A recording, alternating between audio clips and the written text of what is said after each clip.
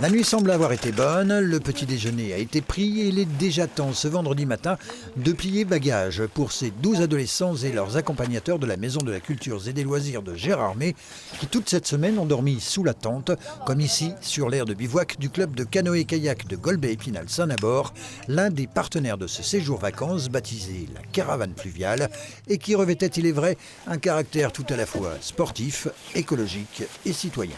C'est un séjour canoë avec une visée écologique parce qu'ils doivent nettoyer les rives de la Moselle et la Moselle. Donc ils sont partis en itinérance depuis Saint-Nabord jusqu'à Épinal. Ils ont ramassé pas mal de déchets. Il y en a qui ont pris une barrière de chantier et qui se sont assis dessus dans leur kayak. Nous on a pris un gros bloc de chantier. Bye bye. J'ai ramassé une sorte de grosse cage bizarre.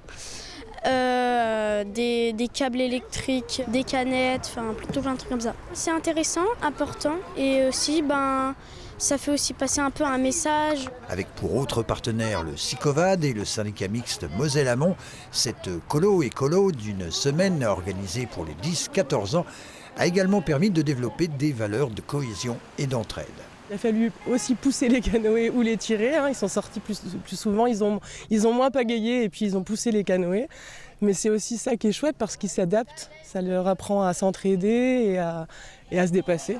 Et puis un autre défi à relever chaque jour et par groupe, il était cette fois d'ordre numérique avec de petites vidéos à réaliser avec le téléphone portable.